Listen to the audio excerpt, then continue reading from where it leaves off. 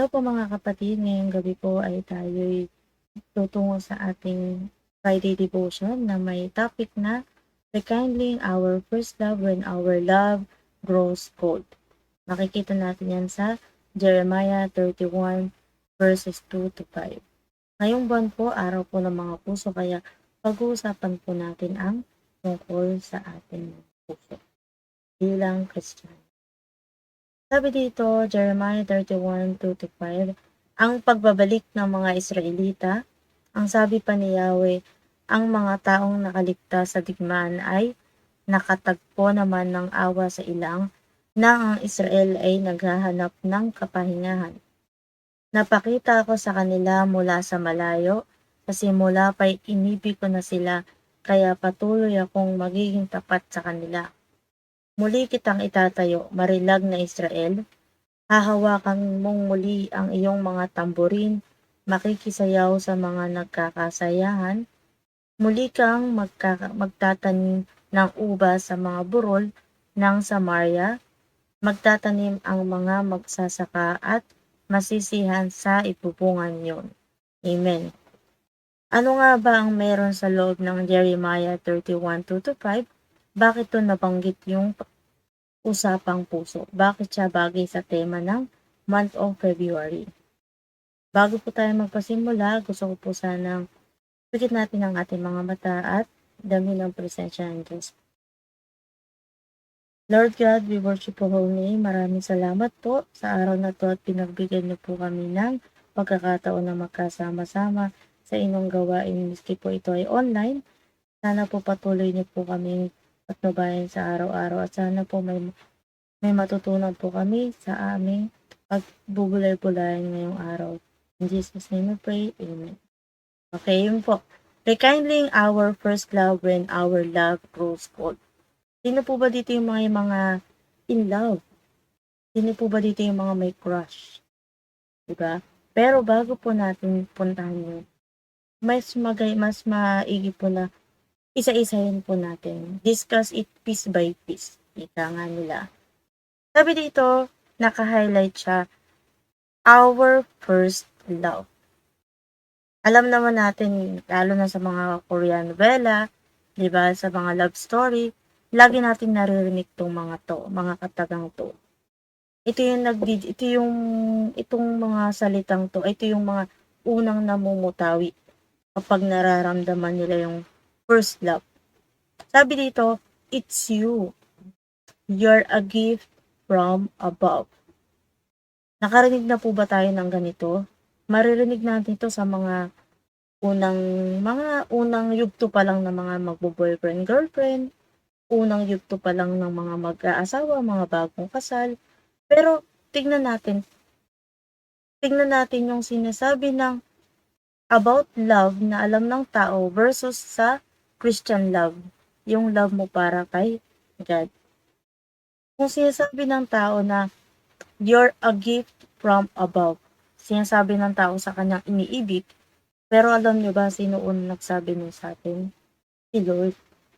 Sabi dito sa James 1:17, every good gift and every perfect gift is from above, coming down from the Father of lights, with whom there is no variation or shadow due to change.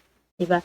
Kaya kasinabihan ng mahal mo sa buhay na it's you, you're a gift from above, kasi naniniwala siya na ikaw ang binigay ng may kapal para sa kanya. Ibig sabihin, aside from you, kinagalang niya yung nire-respeto na yung pagkakabigay sa iyo ng Diyos para sa kanya. Pero, kailangan when it comes to love, there's still, alam mo yun, kailangan meron paling limitation, lalo na pagdating sa person to person. Pero kay Lord, walang limitation.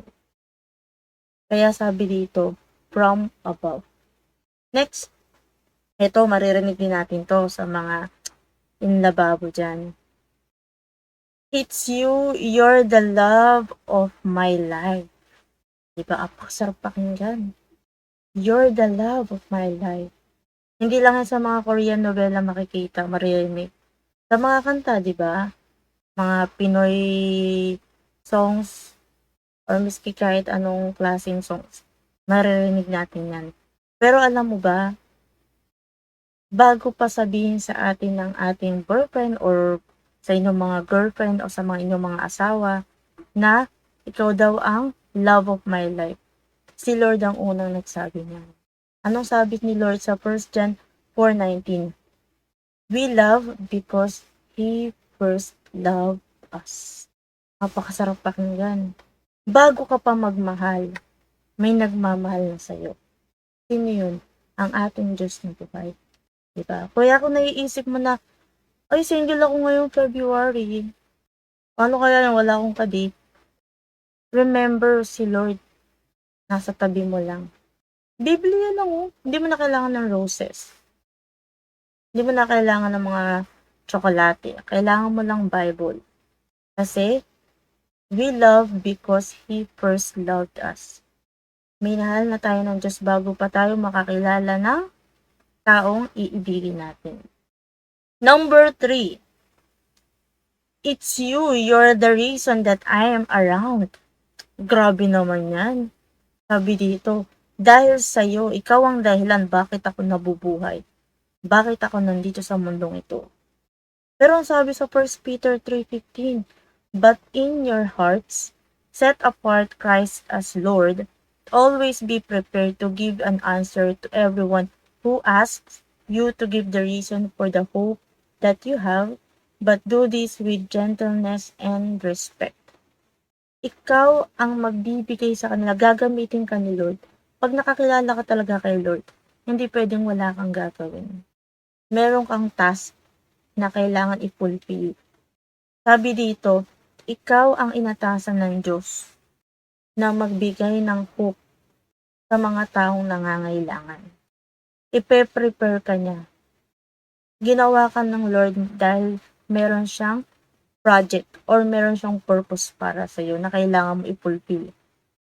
Diba? Kaya yung sinasabi dito, you're the reason that I am around. Kaya nasabi yun ng partner mo, ng kaibigan mo, ng pamilya mo, ng boyfriend or girlfriend mo, ng asawa mo, kasi nakikita niya na merong reason bakit ka nasa kanya.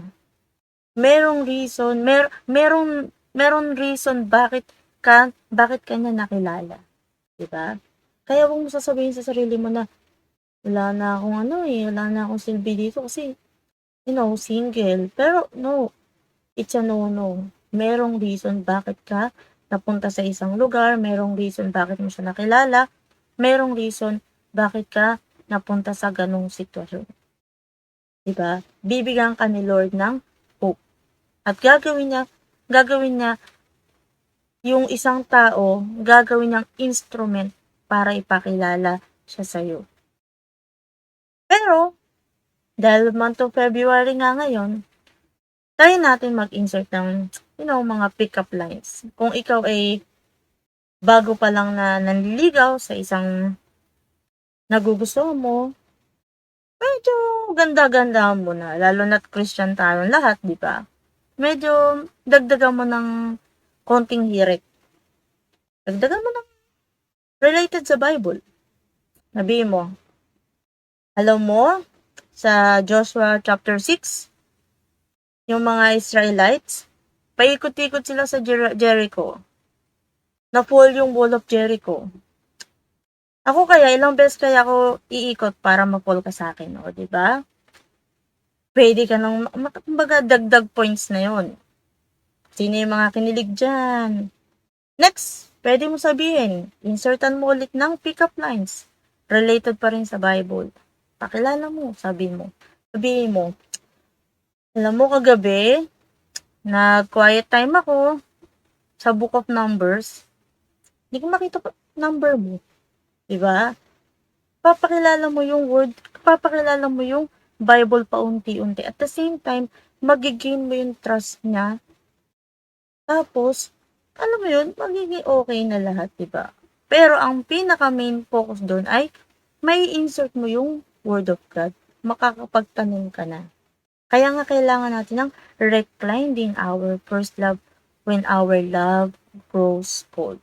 Kung meron tayong first love, meron din time na nangyayari, nagkakaroon ng love grows cold. Ano ba yung cold na tinatawag? Malamig. Pag dinagdagan ng love na may malamig, ibig sabihin, yung init, yung ignite, nawawala. Lumalamig yung pagsasama. Ano-ano ba yung reason bakit nagkakaroon ng cold relationship? Lalong-lalo na sa tao, at the same time, lalong-lalo na kay Lord. Hindi lang po tayo sa tao nagkakaroon ng cold relationship. Hindi may iwasan. It's hard to admit, pero may time na nagkakaroon na rin tayo ng cold relationship kay Lord. Number 1, no conversation or communication. Dito tayo lagi nahihirapan. No conversation or communication. Let's say sa mga mag-partner. Simpleng hi, hello, simpleng chat, text, kamustahan, minsan kinakatamaran pa. Kay Lord, hindi mo na kailangan mag-chat, mag-text. Pray ka lang every morning, tanghali, gabi, bago matulog, Bible reading, devotion, kaso minsan kinakatamaran pa natin. Diba? Yung availability natin minsan nagkukulang. Sa loob ng 24 hours, alam mo yun, kulang, maglalaan ka lang ng 1 hour, 1 to 2 hours para kay Lord mag-Bible read. Pero minsan, nakakain ng iba't ibang distraction. Lalong-lalo na yung mga mobile apps, trabaho, games, mga responsibilities, inside or outside sa bahay, di ba? Kaya ito yung number 1 na reason bakit nagkakaroon ng cold relationship kay Lord, pati sa tao. Number 2, change of attitude. Mahirap din to kasi hindi mo siya agad may a-admit. In a way na alam mong kilala mo yung sarili mo. Sasabihin mo kilala mo yung sarili mo, pero yung iba, mas may nakakakilala pa pala sa'yo. Diba? Minsan, pamilya mo, hindi mo alam na nagbabago na pala yung ugali mo, pero ikaw, since umiiral yung pride natin na hindi, kilala ko ang sarili ko. Pero tanong, kilala mo pa ba talaga? There are times na sasabihin natin na hindi tayo magbabago. Lalo na yun sa may mga wedding vows, 'di ba? Till death do us part. Pero anong nangyari? Nagkasakit lang yung isang tao, yung partner mo. Nahirapan ka lang sa mga responsibility, sa pag-aalaga. Wala na. Bagsak na yung attitude. 'Di ba? Sinasabi mo, I'll do cherish you. Pero nung nag-iba lang yung itsura niya, wala na. What's more pa kay Lord, 'di ba? Hindi natin nakikita, pero kailangan natin maramdaman yung presensya niya. Paano natin mararamdaman yung presensya ni Lord kung sinasarado mo yung puso mo? Meron ka ng stone heart. Mga kapatid, ang stone heart ang isang factor kaya nagkakaroon tayo ng stone heart. Dahil sa change of attitude. Na nahihirapan tayong i-admit kung nag-change na ba ito or hindi. Lalong-lalo na kung abruptly yung pagkaka-change. Biglaan. Sabihin may major factor bakit biglang nagbago. Ayun ang kailangan nating alamin. Next, number 3, you make yourself less available. Ito yung sinasabi ko mga kapatid na kung saan dahil sa maraming bagay na nakapaligid sa atin, lalong-lalo na mga worldly task, yung availability natin kay Lord or sa isang tao, nagkukulang. Yung 24 hours sa isang araw, nagkukulang. Diba? Ang dami na nga oras na binigay ni Lord para sa atin. Hindi pa tayo makapag-commit ng maayos. Yung bukas na trabaho, iisipin mo agad umaga pa lang. Ibig sabihin, yung task para ngayon, na nakukulangan dahil sa iniisip mo sa kinabukasan. Walang masama kung mag-iisip ka ng for your future sake. Pero when it comes to problem, hayaan mo yung problema para bukas. Solusyonan mo muna yung problema ngayong araw, with the help of God. At the same time, yung mga taong nakapaligid sa'yo, pwede silang tumulong. Pwede silang gamitin ni Lord as an instrument. Lalo na yung mga asawa nyo, di ba? Sabi, di ba? Kayong dalawa, pinagbuklod na kayo ng Diyos sa iisang flesh. Kaya kung ano yung problema ng isa, kailangan share kayo. Share kayo. Hindi naman literal na sinasabi ko na, may utang ako 1,000, tig 500 tayo. Not in a way na ganun, sabi. Ang sinasabi ko lang, pwede niyong pag-usapan at pwede niyong gawan ng maayos na paraan, di ba? May matututunan kayo sa isa't isa, may aral yung ganung problema, at the same time, magkakaroon kayo ng resolution. Ayun ang importante dun. Every time na magkakaroon kayo ng conversation between your partners or between your husband and wife, there should be a resolution. Bago matapos yung usapan nyo, kailangan merong resolution. Kaya dito na tayo pupunta. Ano yung resolution na pwedeng gawin kapag yung first love mo nagbiglang, grows cold? Yung first love na iniingatan mo, na sinasabi mo pa, pinupost mo pa sa Facebook. Diba? Paano pag biglang lumamig? Kailangan natin ng resolution. Anong resolution doon? Sabi dito, rekindling. Sabi, ano ba ang meaning ng rekindling? Sabi dito, it is to revive, reactivate, repression, restart, recharge, rejuvenate, at to bring back to life. Ayun yung parang to ignite. Alam mo yung parang paputok. Kailangan siyang sindihan para kumislap-kislap at dun siya umilaw. Diba? Ayun ang kailangan natin part.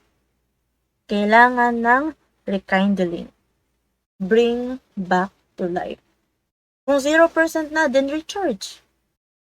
Kung feeling mo medyo tumatanda na yung balat mo, then rejuvenate. Refreshing. Restart. Kailangan laging bumalik muna ulit sa umpisa. At kailangan may pagbabago, syempre. Papakilala ko sa inyo kung sino yung inutusan ng Diyos para mag-rekindling ng ganitong situation. Yung first love ng mga Israelita, ng tao, kay Yahweh, na dati sobrang ina-idol, sobra yung pagka-worship nila kay Lord. Kaso dumaan ng panahon na kung saan maraming mga Diyos-Diyosan, maraming mga trials na yung dumating sa buhay nila, pinapakilala, naagaw na nun yung attention nila. Papakilala ko sa inyo si Jeremiah. According to the biblical book of Jeremiah, he began his prophetic career in the 30th year of King Josiah's reign. It is told there he responded to Yahweh's or God's call to prophesy by protesting. Sabi ni Jeremiah, nung tinatawag siya ni Lord, sabi ni Jeremiah, Lord, I do not know how to speak, for I am only a youth. Sobrang bata pa lang ni Jeremiah noong time na yun. Pero tinawag na siya ni Lord. Pero anong sabi sa kanya ni Lord? Sabi ni Lord, meron binibigay si Lord na assurance na ako ang maglalagay ng salita dyan sa bibig mo. Kailangan mo lang tumayo at sabihin kung ano ang salitang pinapasabi ko. At I will make you a prophet to the nation.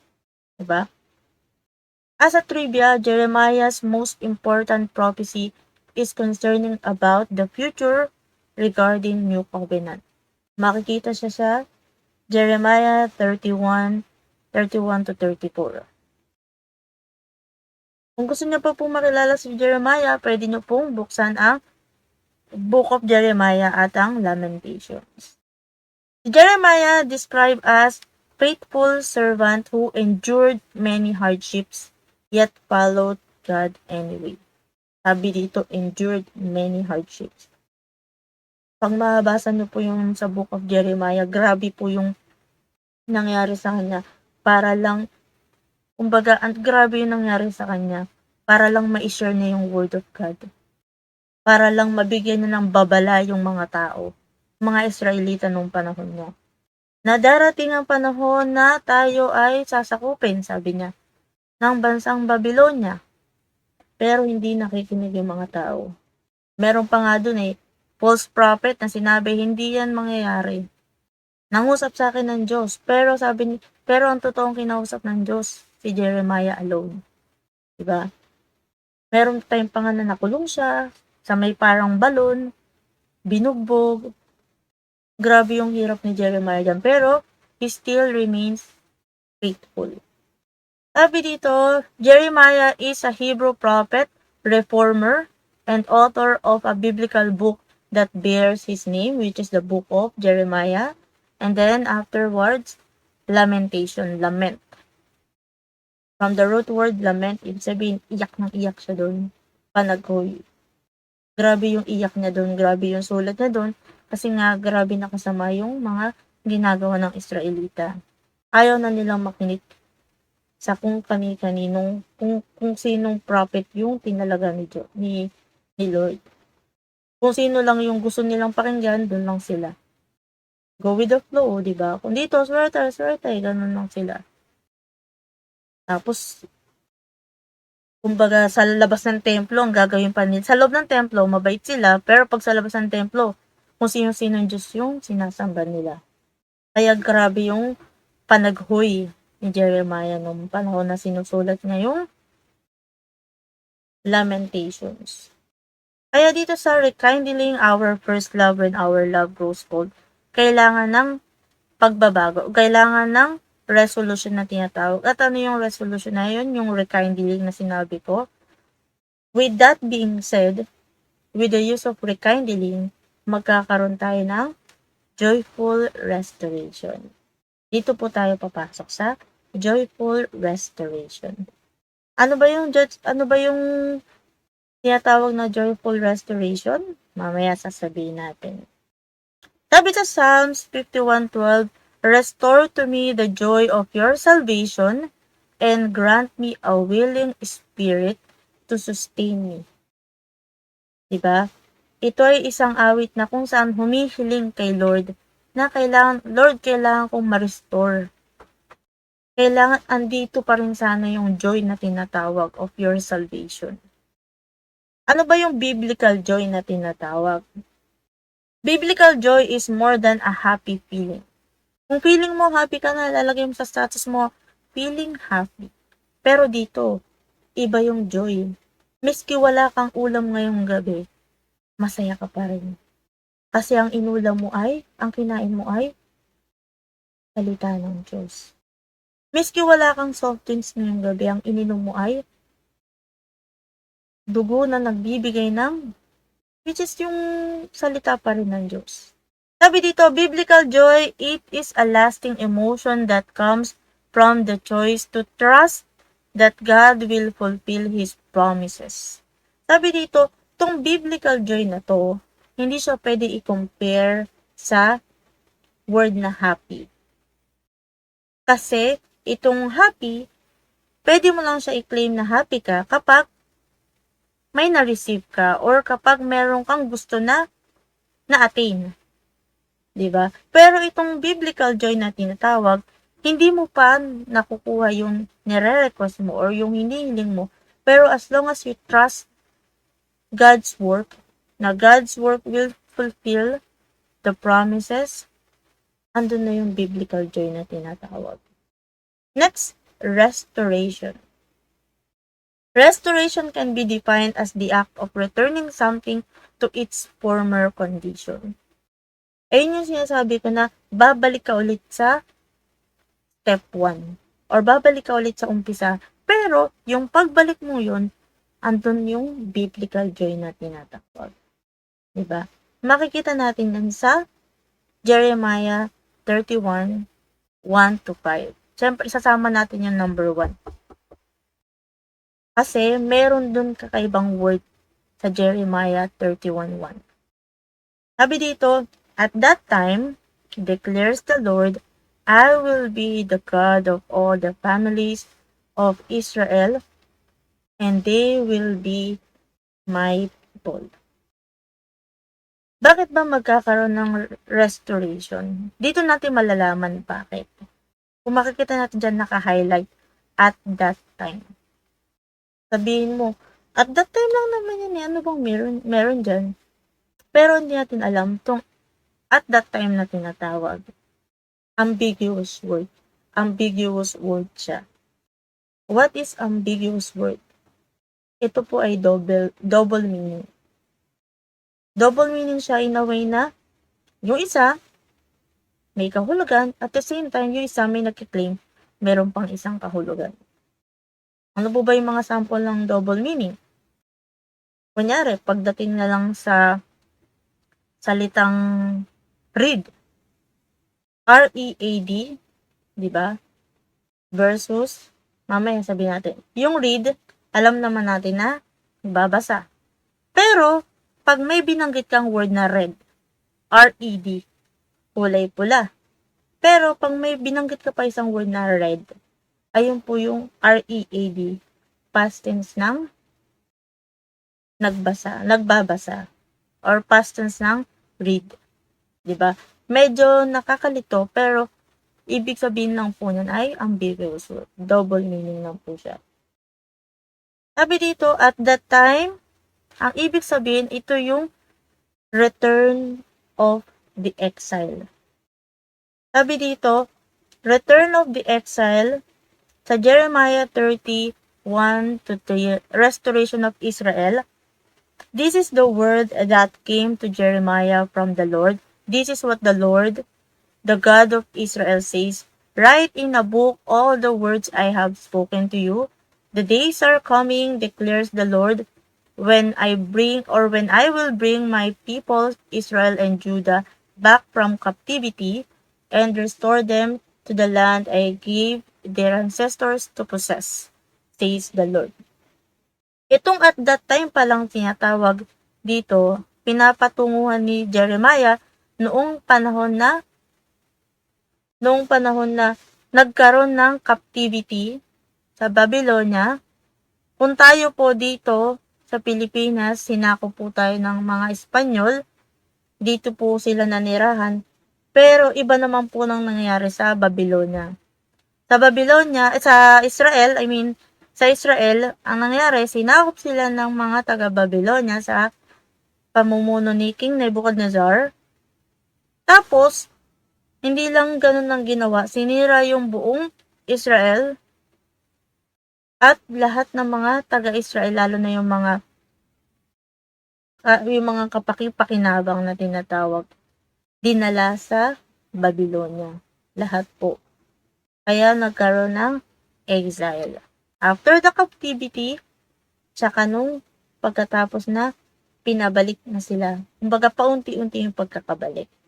May mga itinalaga ang Diyos na mga prophet nung panahon na yun. Kung mababasa niyo yung history nung captivity of Israel.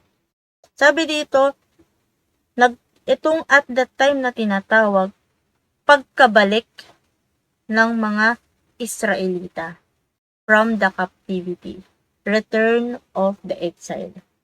Magkakaroon daw ng joyful restoration. Dito magsisimula yung joyful restoration. Pero, sabi ko nga kanina, itong tinatawag na at that time, ambiguous word siya, double meaning. Sabi naman dito, ito ay isang prophecy din ni Jeremiah na kung saan from Old Covenant magkakaroon ng New Covenant. Doon na papasok si 2 Corinthians 3:3, chapter 3 verse 3, and you show that you are a letter from Christ delivered by us, written not with ink but with the Spirit of the living God, not on tablets of stone but on tablets of human hearts.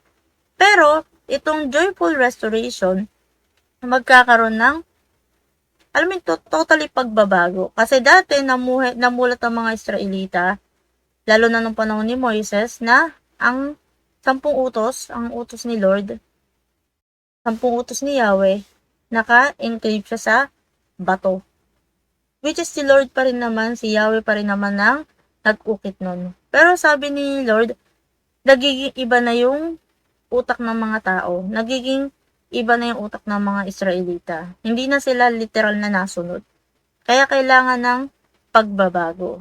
Pero kailangan in a way na joyful. Andun yung pagiging joyful ng tao. Kaya sabi niya, hindi na gagamit ulit ng tablets.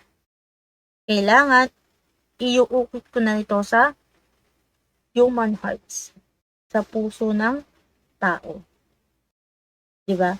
Kaya nga, nung dumating si Jesus, doon na niya inintroduce yung new covenant na tinatawag. Itong tinatawag na at that time, magkakaroon din daw ng joyful restoration kapag naipakilala na ang anak ng Diyos. Which is alam naman natin na ayun ay si Jesus.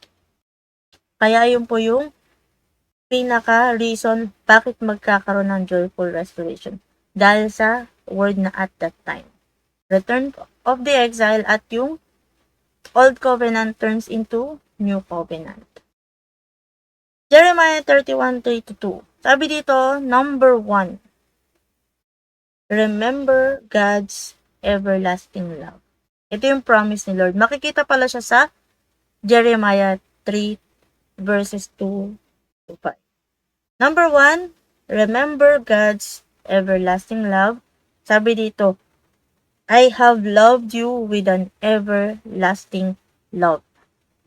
Alam naman natin kung gaano tayo kamahal ni Lord. Medyo in denial lang tayo dahil sa mga iba't ibang problema na nararanasan natin. Lalong-lalo na yung sa sinasabi ko nga ng mga hindrances pagdating sa paglalaan ng atensyon sa gawain para sa Panginoon. Sabi dito, God shows His mercy and demonstrated His great love for us by sending His Son to save us and give us everlasting strength.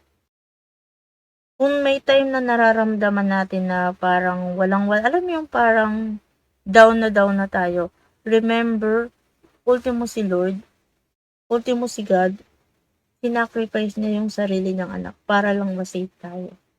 Diba? Kasi ganun niya tayo kamahal. Wag mong sasabihin na wala nang magmamahal sa'yo or wala nang umiintindi sa'yo. Never do that, okay? Lalo na wag mo ipopost sa mga Facebook account mo. Lalo na sa Messenger, di ba? Meron doon note. Di ba? Wag ganun. Gawin mong happy thinking yung utak mo. Sabi dito, remember God's everlasting love. Kasi si Lord ang unang nagmahal sa atin. Bago pa yung kung sino mang tao nakapaligid sa atin. Binubuo ka pa lang sa womb ng nanay mo, mahal ka na agad ng Diyos. Or before ka pa lang mabuo, mahal ka na ng Diyos. Ikaw lang yung tao na nagsasara minsan ng pintuan. Kailangan mo lang gawin, meditate, pray, at kailangan buksan mo lang yung puso mo. Buksan mo yung Bible. Diba? May makikita ka doon verse para sa'yo. Number 2, joyful restoration. I have drawn you. Ano ba yung tinatawag na drawn, di ba? Kung makikita natin dito sa verses 2. Hold on, wait lang. Sabi dito sa 3, Jeremiah 31:3, napakita ako sa kanila mula sa malayo, sa simula pa'y iniibig ko na sila, kaya patuloy akong magiging tapat sa kanila. Diba? Biruin mo yun. Tayo na minsan na nagkakaroon ng hindi maayos na relasyon kay Lord, pero sabi ni Lord, dito pa rin ako para sa'yo. Hindi kita iiwan. Patuloy akong magiging tapat sa'yo. Naranasan na ba natin yung ganun? Yung ma-fall, miski alam mo yun, parang miski parang wala na talagang, wala na yung tawag dun, yung sinasabi mo na apple of the eye. Yung ganun mga definition mo dati. Tapos parang biglang wala na. Naranasan na ba natin yun sa mga mag-boyfriend-girlfriend, sa mga mag-asawa, miski sa pagkakaibigan, di ba? Pagkakaibigan na nauwi sa kaibigan. May mga ganong feeling kasi na feeling mo walang tapat para sa'yo. Feeling mo parang ikaw lang yung gumagawa, ikaw lang yung kumikilos. Pero before ka pa mapasok sa ganong relationship, si Lord na yung kumikilos para sa'yo. Si Lord yung naglilid sa'yo papunta sa daang matuwid. Diba? Ikaw lang yung minsan ayaw mo lang talaga isuot yung ikilos yung paa mo para maglakad sa daang matuwid. May mga ganun kasi diba? Ayun ang hirap kalabanin. Gusto mong, sabi nga dun sa isang nakita kong t-shirt printing, gusto kong bumait, pero hindi ko magawa. Which is true. May mga ganun. May gusto kang gawin, ang dami mong plano sa buhay, pero wala kang sariling gawa. Walang masama kung magplano, pero kailangan din ng action. Diba? Kaya nga sabi dito sa Joyful Restoration, kailangan mo rin tulungan yung sarili mo. It's your act. Si Lord ang gagabay sa'yo, pero kumilos ka din. Diba? Gawin mo yung pinapagawa sa'yo ni Lord. Sabi dito, even when trouble surrounds us and everything seems lost, God has not forgotten us. And He draws close to us in our end. Draw near to God and He will draw near to you. Maging tapat ka kay Lord. Nasa iyo ang first move. At the same time, papakita niya rin sa'yo gaano siya katapat. Siya ang unang naging matapat sa'yo. Gusto lang ni Lord makita kung sincere ba yung pagkatapatan mo. When trouble, sabi dito, di ba, God has not forgotten us. Kasi may time sa atin, di ba, nakakalimot. Anniversary, pati nga daysary, yung iba sineselebrate, di ba, grabe. Pero si Lord, hindi pa nauuso yung mga ganyan. Kilala ka na niya. Hindi ka niya nakakalimutan. Diba? Kaya napakaganda na itong Joyful Restoration na number 2 din, I have drawn you. Tapat pa rin ako sa'yo. Mananatili pa rin akong tapat sa'yo. Sabi dito, as a Christian, we are the building project. O sino yung mga engineer dyan? Hindi ako engineer, pero sabi dito sa building project of God, tayo daw ay building project. Na kung saan si Lord, siya yung contractor, siya yung gumagawa ng spiritual house na nasa loob natin, dwell in, at si Jesus Christ yung chief cornerstone ng building na ginagawa sa puso mo. Siya yung chief cornerstone na kung saan patuloy niyang i-ignite yung spiritual house at hindi dapat yun mapopall into pieces. Siya yung parang basta grabe, siya yung chief cornerstone. Tanong niyo sa mga katabi niyong engineer kung ano meaning ng cornerstone. Sabi dito, God has formed us into living stones to be set upon the cornerstone of Christ. Each stone is carefully and deliberately placed, making us the walls of the house firmly set on the foundation of faith. Alam niyo yung parang brickstone? Yung brickstone na makikita niyo sa Wilcon, yung mga unang panahon, lalo na sa mga malalamig na lugar, brickstone yung ginagamit. Yung brickstone na yon, hindi siya yung isang Hindi siya yung malalaking part eh. Maliliit siya, parang mga ganun siya kaliliit. Kailangan aayusin mo siya. Piece by piece kailangan maayos. Makikita nyo parang gulo-gulo yung pattern niya, pero sinasadya yun kasi nga parang magkaroon ng formation.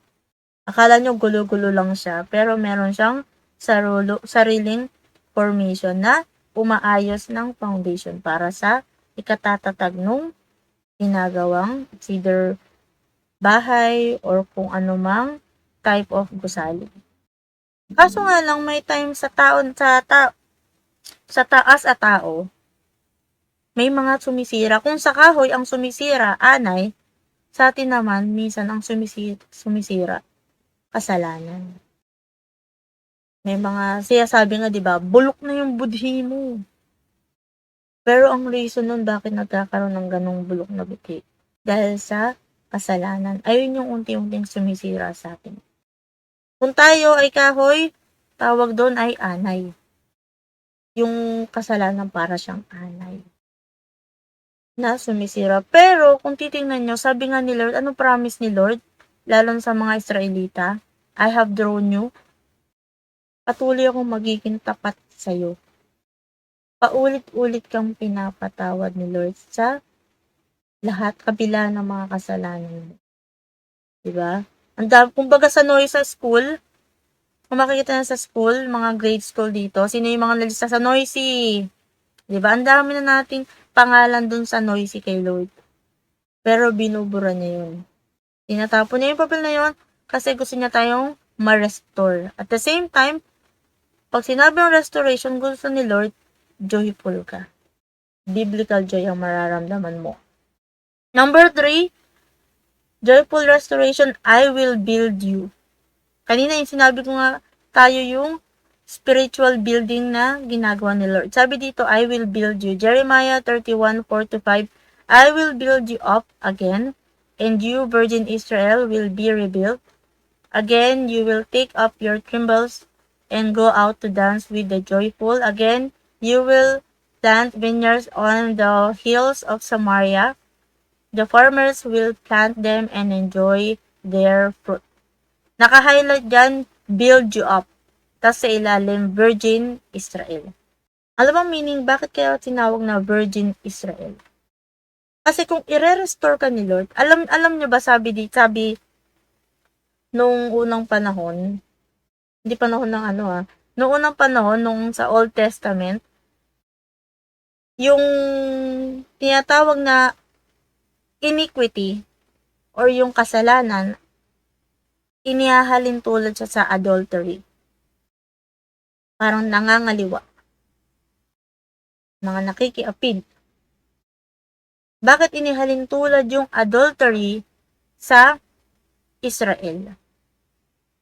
Kasi, nung panahon na yon, kung ikaw ay committed na kay Lord, at may sinasamba ka pang ibang Diyos-Diyosan sa labas, or may umaagaw ng atensyon mo kay Lord, at ikaw ay kumain doon sa ganung pain ng kasalanan, tawag doon, isa ka ng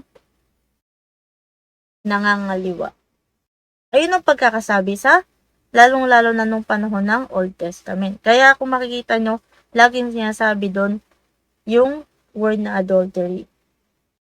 Merong mga word doon, lalo na related sa iniquity, sa kasalanan.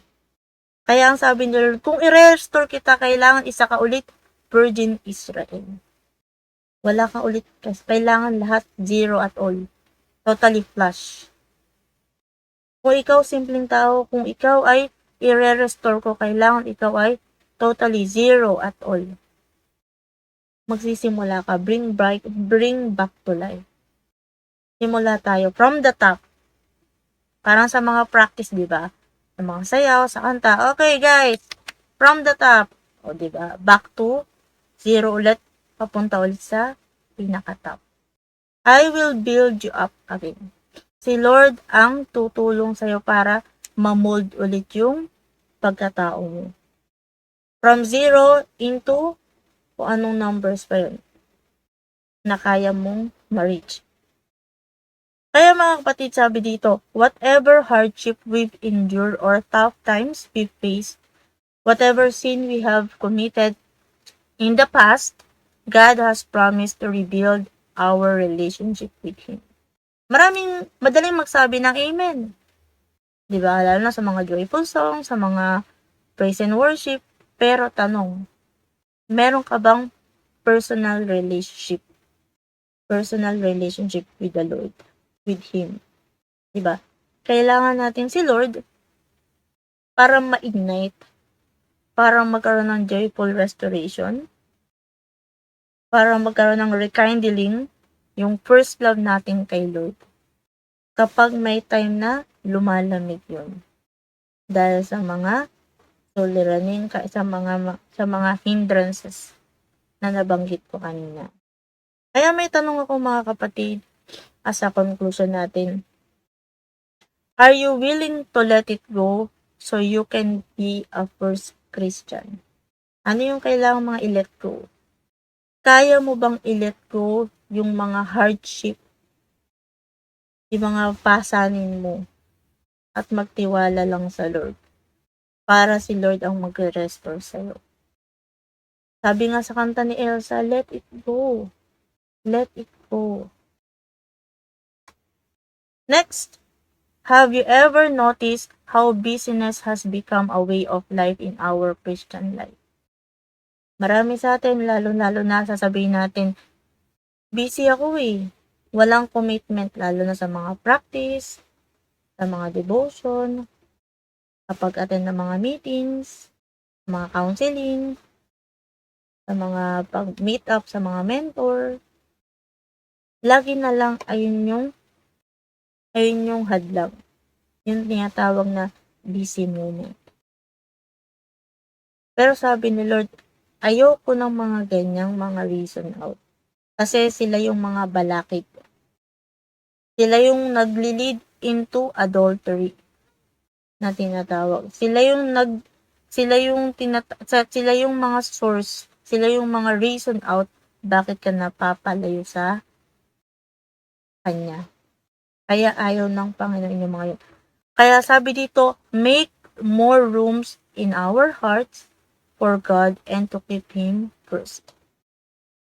Kaya mga kapatid, tayo po ay manalangin. Sana po maunawaan natin maigi. Sana po damhin natin maigi kung ano yung napag-aralan natin ngayong gabi. Tayo pong lahat ay yumuko at manalangin. Aming Panginoong Diyos, maraming salamat po sa gabing ito at napagbulay-bulayan namin, napag-aralan namin ang inyong salita. Sana po may mamutawi. Sana po patuloy po kaming maglingkod sa inyong mga gawain. Alisin po ang lahat ng distractions, lahat ng hindrances. Maramdaman po namin araw-araw ang joyful restorations na inyong ino-offer para sa amin. Alam ko po, Panginoon, na marami na po kaming kasalanan. Kulang po ang lahat ng mga papel para ilista yung mga kasalanan namin sa araw-araw namin ginagawa. Pero maraming salamat po. Kasi po hindi kayo nagbago. Hindi po kayo nagbago, hindi po kayo nagkulang. Hindi po kayo nagsawa na paulit-ulit kaming patawarin. Samahan sa pag-iyak, samahan sa lahat-lahat ng mga aming ginagawa. Maraming salamat po. Sana po itong joyful restoration na nararanasan namin, ma-share din po namin sa aming mga katabi, aming pamilya, kapitbahay, kasama sa trabaho, classmate, churchmate, sa aming mga partners, kaibigan, at sa lahat ng tao. Sa lahat ng taong nakikinig nito. Tulungan niyo po kami, Panginoon, na magsimula po from the top hanggang sa kung ano po yung ibinigay niyo sa amin. Tulungan niyo po kami na ma-fulfill ang inyong God's will na tinatawag. Ang inyong purpose sa amin. Hindi po ang aming will ang mananaig, kundi ang inyong will.